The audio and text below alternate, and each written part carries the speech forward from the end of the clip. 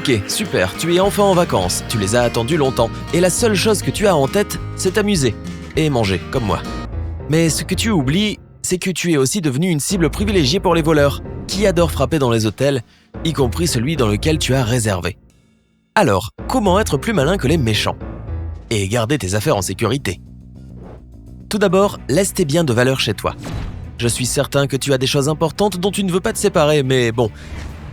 As-tu vraiment besoin d'une paire de boucles d'oreilles en diamant ou d'une si jolie montre en vacances ? Et quand exactement as-tu prévu de te servir de ton ordinateur ? Si tu n'en as pas besoin, laisse tout cela à la maison et ne prends que tes essentiels avec toi. Utilise ce coffre-fort mis à ta disposition. Même si tu as décidé de laisser tes objets de valeur à la maison, tu as toujours probablement ton passeport, du liquide, une carte de crédit avec toi, et dont tu n'as pas besoin quand tu vas à la plage par exemple. Heureusement, la plupart des chambres d'hôtel ont un coffre-fort où tu peux laisser tes affaires. Même si tu dois payer pour ce service, cela vaut la peine de l'utiliser. Ne pars pas du principe que les chambres d'hôtel sont infaillibles. Il se trouve que la plupart des hôtels ont une issue de secours pour les ouvrir, que ce soit avec un code ou une clé. Et oui, en effet, ces choses-là peuvent finir dans les mauvaises mains. De plus, la plupart des hôtels avertissent qu'ils ne sont pas responsables des vols qui se produisent dans la pièce, même les objets volés d'un coffre-fort. Oui, tu as bien entendu. Heureusement, il existe une exception. Si tu laisses des affaires dans le coffre-fort derrière la réception, là, en cas de souci, ce sera la responsabilité de l'hôtel. Utilise un cadenas pour tes appareils électroniques. Imaginons que tu aies décidé de prendre ton ordinateur avec toi. Peut-être que tu en as besoin pour travailler. Non, merci. Dans tous les cas, la plupart des ordinateurs peuvent être sécurisés avec un câble cadenassé. Attache-le à quelque chose d'immobile, comme un meuble ou un radiateur.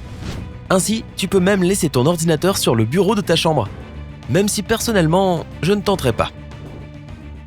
Demande une chambre à un étage élevé. Cela n'est pas toujours possible quand tu réserves un hôtel, mais si c'est possible, tente de prendre une chambre au 3e étage. Dans tous les cas, essaie d'éviter les chambres du 1er étage, surtout si elles ne font pas face à un parking. Si ce sont les seules chambres libres, mieux vaut qu'elles ne donnent pas sur la cour, ou même sur l'intérieur du hall. Et peu importe à quel étage tu es, garde les fenêtres fermées et les rideaux tirés quand tu sors. Garde ta chambre bien ordonnée. Le problème quand tu laisses tes choses désordonnées, c'est que soit le personnel de chambre, soit les gens de l'extérieur vont voir tes affaires étalées. Mais tu es au 4e étage, alors pas de problème, non ? Enfin, on vient d'en parler. Oui, mais non. Ne sous-estime pas les distances ou hauteurs que peuvent parcourir les voleurs aujourd'hui. Donc mets toujours tes affaires sous couvert et tes souvenirs dans des valises fermées, même si tu ne t'en vas que pour quelques heures. Tu peux toujours prendre des câbles de sécurité pour la valise avec toi. Cela te permettra d'attacher tes affaires à des choses immobiles. Là encore, meubles, radiateurs, à toi de faire ton choix tant que ça ne bouge pas.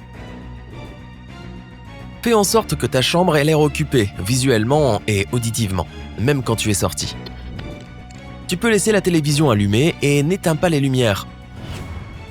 Assure-toi seulement que le bruit ne dérange pas les voisins. Garde le volume bas mais toutefois audible. Je sais ce que tu vas me dire. Mais il y a des hôtels où tu as besoin d'une carte à insérer près de la porte pour que tout fonctionne. Alors, qu'est-ce que je fais ? Eh bien, demande un double de la carte. Assure-toi d'avoir bien verrouillé la porte à chaque fois que tu quittes la pièce. Et avant de m'appeler Capitaine Évidence, écoute un peu. Il y a eu quelques fois où j'étais certain d'avoir fermé la porte derrière moi. Mais finalement, en vérifiant, je me suis rendu compte qu'elle était encore ouverte. De plus, ne laisse pas ta porte ouverte ni entrouverte, même si tu ne vas que dans le hall d'entrée pour aider une personne âgée à porter ses valises par exemple. Cela ne prend pas beaucoup de temps pour entrer dans une chambre et voler un téléphone portable. Permaclé tout ce que tu peux, pas seulement avant de sortir mais aussi avant d'aller au lit. Partout, j'entends la porte de la chambre, du balcon et les fenêtres. Dans beaucoup d'hôtels, les balcons sont vraiment situés les uns à côté des autres et les voleurs peuvent aisément grimper de l'un à l'autre pour atteindre ta chambre. Ne laisse rien d'important sur ton balcon pour les mêmes raisons. Et une dernière chose, quand tu es dans ta chambre, utilise toujours les loquets additionnels, pas seulement pour empêcher des vols, mais aussi pour empêcher les autres clients d'entrer dans ta chambre pour te faire une visite surprise. Oui, ces choses-là arrivent quand on se trompe de chambre, par exemple. Garde la petite pancarte « Ne pas déranger » sur ta porte, tout le temps. Évidemment, cela indiquera au personnel de chambre de ne pas entrer, mais cela évitera aussi que quelqu'un d'autre se faufile dans ta chambre quand elle sera faite. Et Si tu décides de laisser la pancarte, car tu as vraiment besoin que l'on nettoie ta chambre, prends toutes tes affaires avec toi et mets-les sous scellés.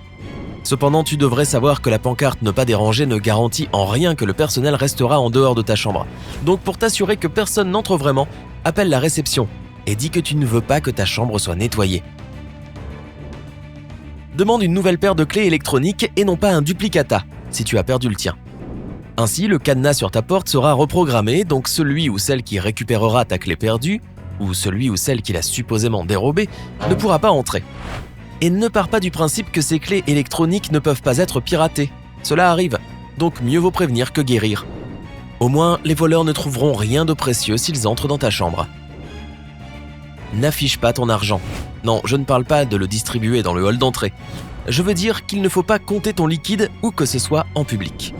De plus, même si tu viens de t'acheter un super truc, ne montre pas ton sac à tout le monde, car tu es plus ou moins en train d'annoncer aux voleurs que tu as de l'argent liquide à dépenser. Tu as compris ? Reste toujours sur le qui-vive. Si tu entends quelqu'un frapper à ta porte en te disant que c'est le personnel de chambre, alors que tu n'as rien demandé de tel, appelle la réception. N'ouvre la porte qu'une fois que tu auras eu confirmation que la personne derrière la porte est bel et bien un employé. Ne prends pas pour argent comptant le seul uniforme, on n'est jamais trop prudent. Et si tu es tout de même dubitatif, ne déverrouille pas la chaîne de sécurité quand tu ouvres la porte. Ce n'est pas de la paranoïa, seulement être prudent et attentif. Et juste pour te prouver que toutes ces astuces peuvent faire la différence, écoute ça.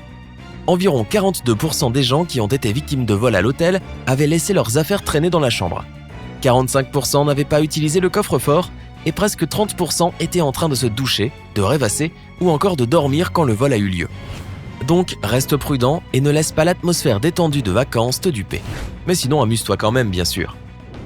Comment protèges-tu tes affaires quand tu es en vacances ? Dis-le-moi dans les commentaires.